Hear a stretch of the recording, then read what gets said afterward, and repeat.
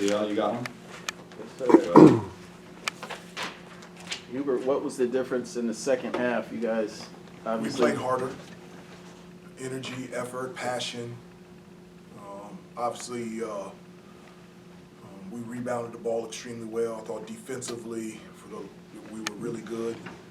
I thought in the second half we took care of the basketball. We had 0 assists and 8 turnovers in the first half. Second half, we only had 1 turnover and 8 assists. And so I thought that was huge.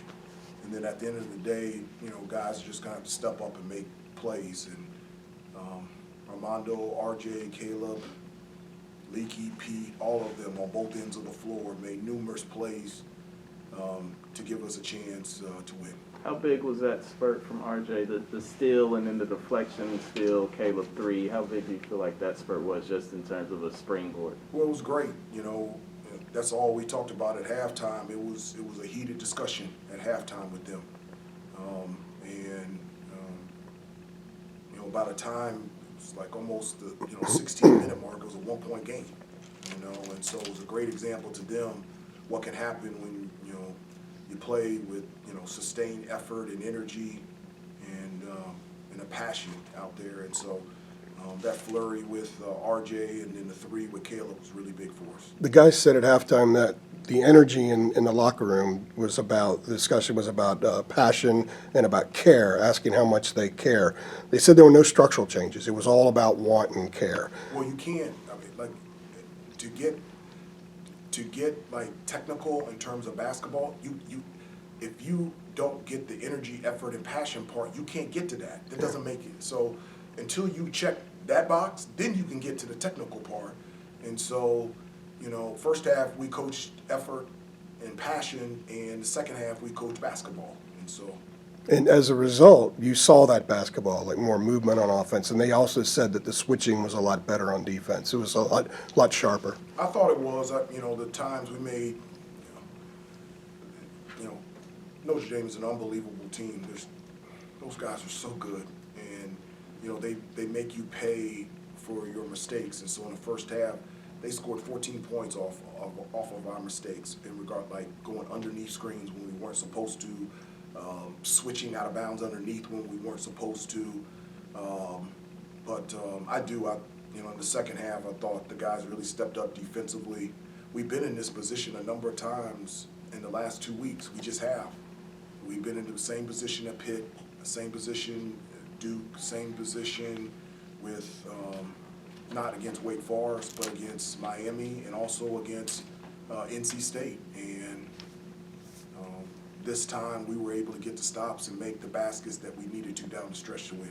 Hubert, the contributions from Pete and Leaky, like Pete, I think he had 5 assists and Yeah. he was double-figure rebounds, and Leaky's crashing the offensive board. It just seemed like they had some timely things that really helped you guys along. It's great. There's so many ways that you can make a major impact out there on the floor. It's not just scoring.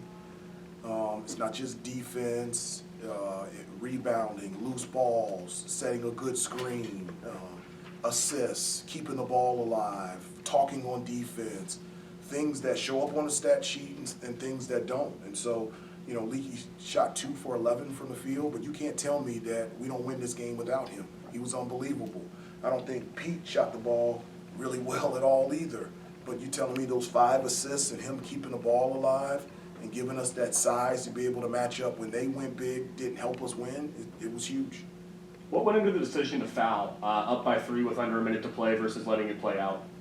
Well, there's 2 choices: let it play out or foul in the backcourt, and that's just the way that we play it. Does it mean they're guaranteed that it's going to work out? No. I've seen it work, and I've seen it not work. And so that's the way that we have practiced and talked about it and discussed it, and we executed. And whether it ends in a win or a loss doesn't mean it was right or wrong, but I'm glad that we were able to win the game. I believe you guys had 21 second chance points. You had 3 straight possessions inside the last 5 minutes where you scored off of offensive rebounds. Was that as aggressive as you guys have attacked the offensive boards in some time? We had 18 offensive rebounds, I think, against NC State, so we're getting better at that. But the production was there today off of It it. was. You were able to score. It was. Well, you gotta be able to score shooting 2 for 23 from 3, and so, the thing that I always talk to them about is you gotta check 3 boxes. 1, you gotta defend. I thought we did a good job of that. 2, you gotta rebound. We definitely did that. And 3, you gotta take care of the basketball. In the second half, we did that.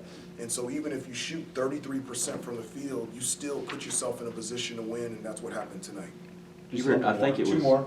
I think it was an 18% shooting for you guys in the first half, if I got the number right. I mean, just, Thank you, I appreciate it. I think I got it right. Kirsch can fact check it.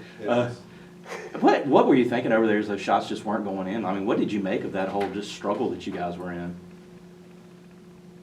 Well, I felt like a couple things. One, for the most part, I felt like we got good looks. Look, at the end of the day, they were packing it in.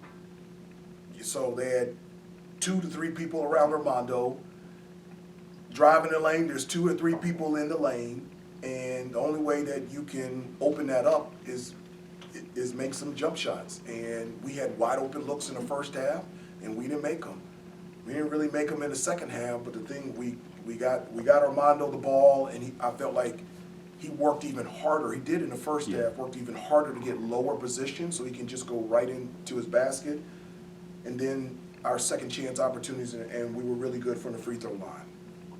What did you notice in this Notre Dame performance, perhaps, versus seeing them in January? Anything they did a lot better than you expected? No, I mean, Notre Dame is an unbelievable team. I don't look at the record. They have an incredible coach and Coach Bray. Those guys are experienced. They've been there before. They're an NCAA tournament team last year. They're very difficult to play because they know how to play. They're skilled. They're fundamentally sound. They're tough. We knew what we were getting tonight, and to win in the ACC is difficult, and to win on the road is even more difficult. And so I'm very happy and very proud of the guys. Everybody good? Can I ask one more?